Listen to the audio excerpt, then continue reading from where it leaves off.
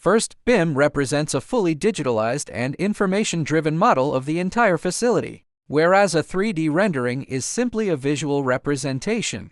A 3D rendering cannot convey lots of information. For example, dimensions such as length, width, and height. These can only be visually estimated, but they cannot be accurately measured. BIM goes far beyond that. It encompasses all data across the entire facility, including room cleanliness levels and pressure differentials, as well as lighting and other parameters. All of this information can be fully integrated and presented within the BIM. Within the BIM, all rooms can be viewed intuitively, along with all the information of each room, such as temperature, humidity, pressure differentials, and pressure levels, and the GMP classification relationships between rooms, including personnel and material flow. All of this information can be fully represented within the BIM. It can be said that almost all GMP requirements can be achieved through BIM and meet GMP requirements for data transfer.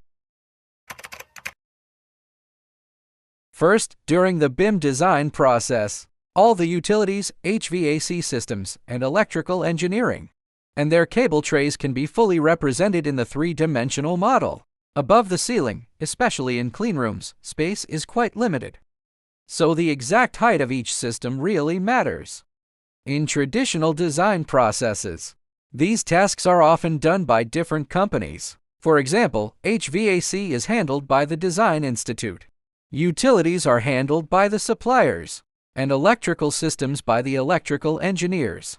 So who goes in first, who comes out first, and who starts the design first becomes a complex issue. However, in a three-dimensional design process, all design outputs are integrated into the three-dimensional model, using elevations to distinguish between disciplines. This allows clashes between systems to be completely resolved.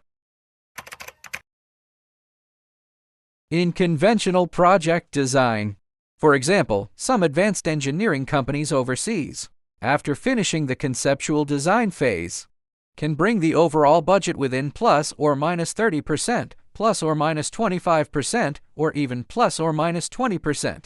And achieving plus or minus 20% is already considered quite precise. However, with BIM, it's easy to keep it within plus or minus 10%.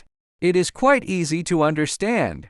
For instance, as I mentioned earlier, all usable quantities can be fully represented in BIM. For clean rooms, this includes how many walls, doors, windows, ceilings, and floors there are. For utilities, how many pipes, elbows, and T's, and even how many instruments and valves.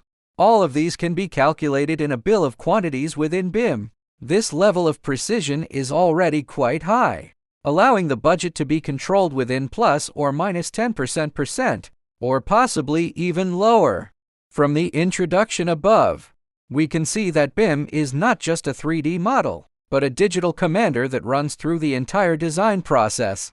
It solves the traditional problem of pipeline clashes and raises the precision of project budgeting to a new level. So when BIM moves from the design drawings into a real engineering project, what kind of commercial value can it bring?